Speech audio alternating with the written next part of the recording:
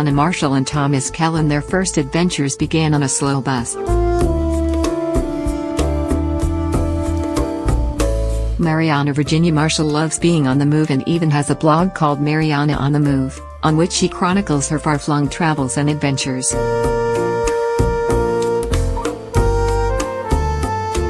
She grew up in Weeki Wachee, Florida, in a house full of books, she writes on the blog, with people who love the sunshine. After high school, she moved to Boston to attend Emerson College, and then to Colorado and Utah to work as a park ranger and a ski instructor. She spent the fall of 2011 walking through Spain on the Camino de Santiago and in the winter of 2012 beach hopping in the Dominican Republic. She prefers to travel alone so she can burrow her way into the local culture in her own reserved and unassuming way. "Friends don't ask me, 'How is Mariana?'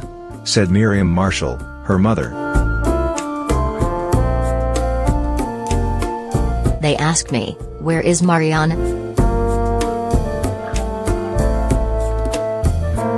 In the fall of 2014, not long after a trip to Japan, she headed to Granada, Nicaragua, to volunteer as an English teacher with La Esperanza Granada, a non-profit dedicated to improving the lives of local children.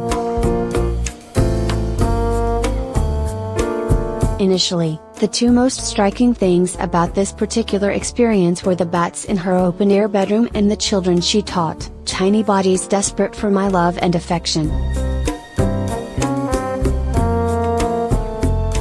A few weeks after Ms.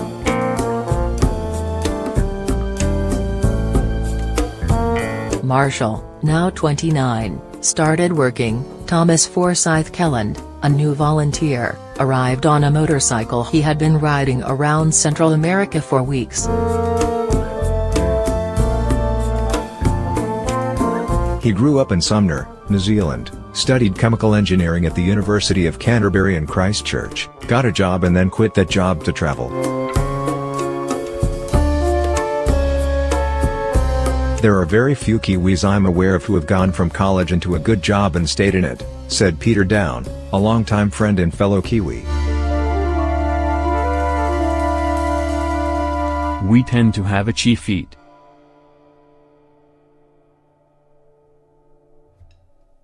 Mr. Kelland, now 28, made a strong impression.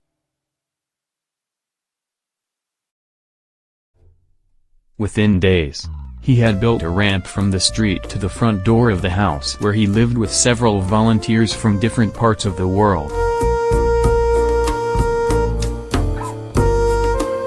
He would ride his motorcycle directly in and out of the house and roar around town, often with more than one passenger hanging on. Marshall lived in a house nearby and couldn't help but notice him. I was drawn by how people were drawn to him, she said. Everyone wanted to be around Tom. He had this amazing attitude, happy-go-lucky. He was gregarious to the extreme, yet he carried himself with a special sort of humble confidence, she said. Mr. Kelland mainly helped La Esperanza with building projects, but he occasionally worked as an assistant in the classroom and always managed to make the children laugh. One time, I was telling the kids to sit down, he recalled. I thought the word for sit down was suerte. Suerte, he soon discovered, actually means luck. I was just yelling luck at them and pointing at their chairs, he said. These were 5- and 6-year-old kids. The teacher must have thought, they are really scraping the bottom of the barrel with the volunteers. Although he was usually busy doing something hilarious or dangerous, he definitely noticed Ms.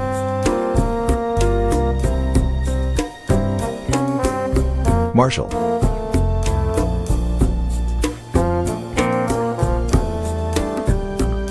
She was a dark-haired beauty, he said, with a relentless mind that's always working. The other volunteers turned to her for advice about everything, including the best cure for food poisoning and the safest place to camp while surfing on Nicaragua's Pacific coast. Mariana is very friendly, very confident, said Mad Conradi, a fellow volunteer who has remained a friend. She always looks like she knows what's going on. She's somebody you can't mess with.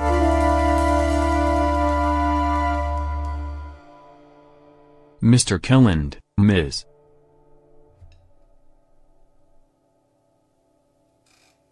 Marshall and a few others became particularly close, calling themselves the Familia. The Familia traveled on weekends, usually by chicken bus, old, converted school buses that serve as public transportation, for people as well as animals. The buses traveled slowly, which gave Ms. Marshall and Mr. Kelland time to get to know each other. We could talk about anything, and it was never dull, he said. The one subject they were afraid to discuss was the fact that they were falling in love. Eventually, she texted him late one night. The date was October 23, saying that she had something important to tell him.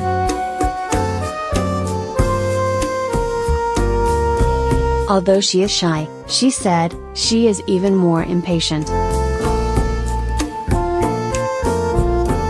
It was way past midnight, but he texted back, saying he would be right over. She waited on the steps outside her house. I had this image that he would ride up on his motorcycle and kiss me, she said. Instead he rode up on a rickety little bike he had borrowed.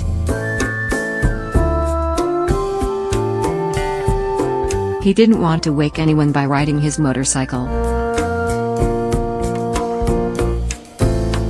The trip over there was something special, he said.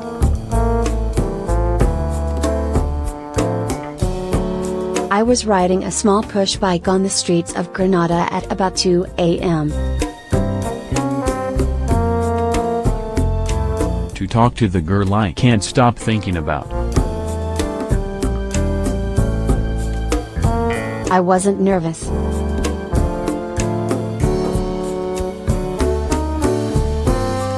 It was actually quite calming.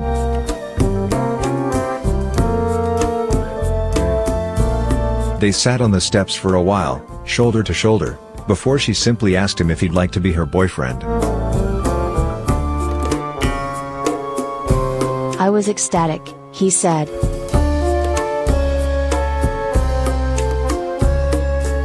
As a couple, they continued exploring Nicaragua together and discovered they are very different travelers. She consults maps, guidebooks and the internet whenever possible, while he ignores all that and actually enjoys getting lost. He helps me live more in the moment and put down the book for a second, she said. Friends at home began realizing they were no longer solo travelers. I kept in touch with her while she was in Nicaragua through Facebook, said Emily Mani, who worked with Ms. Marshall at Canyonlands National Park in Utah. She told me, "Oh, by the way, I met this awesome, incredible guy."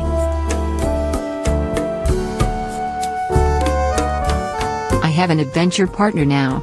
I think that's when I thought it could be serious, when she started calling him an adventure partner.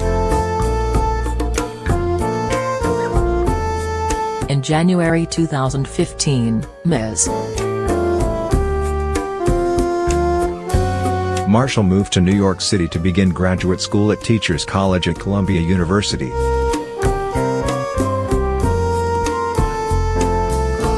Mr. Kelland followed her and secretly moved into her dorm room.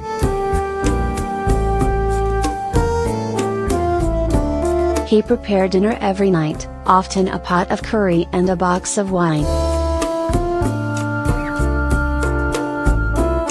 It was a small space, but we were happy, she said. He eventually returned home, working as a chemical engineer, this time at CSL Limited, a biotechnology company in Melbourne, Australia. The lack of his presence was a physical sensation, Ms. Marshall said.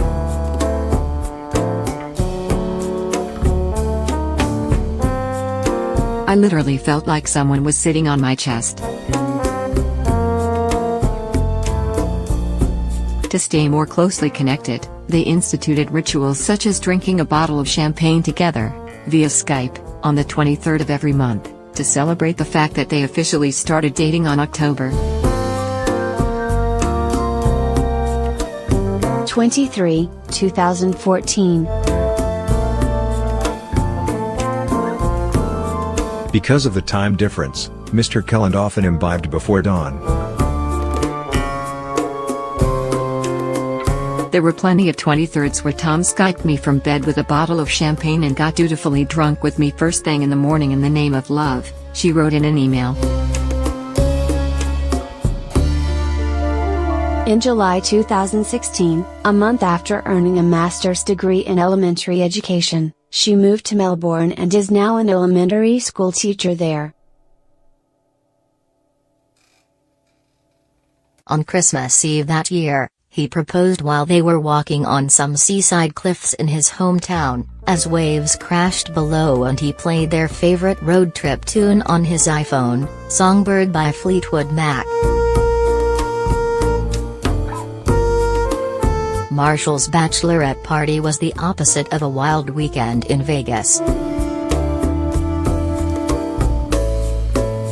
I went to Bali by myself and got my diving certification, she said. It was a terrifying adventure that left me with a feeling of accomplishment. That seemed like a good way to celebrate my wedding. On January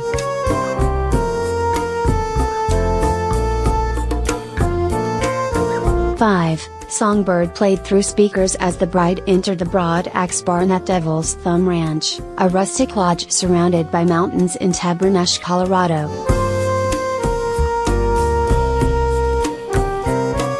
Marshall, who has done a lot of skiing, hiking and river rafting in the vicinity, calls Colorado the area of the world where I really came to know myself.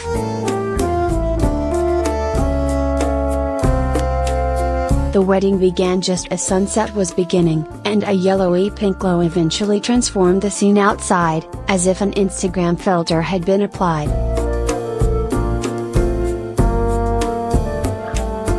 The ceremony was led by Hamish Kelland, the bridegroom's father, and Miriam Marshall, the bride's mother. In Colorado, couples can choose anyone to legally officiate at their wedding since no type of authorization is required. The groom's mother, Ronin Kelland, and the bride's father, Tim Marshall, watched nearby.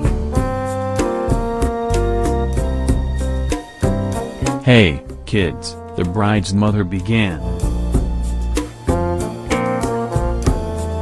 "The vows you are about to take will reward you as much as they will test you.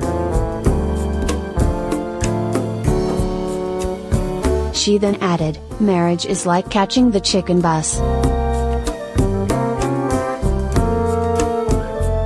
You jump on it and you hope for the best."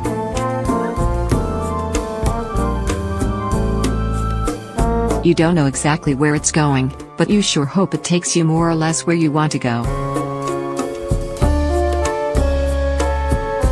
Sometimes, the trip will have you crying with terror. Sometimes, the ride will have you squealing with thrills. But in both cases, you hang on tight.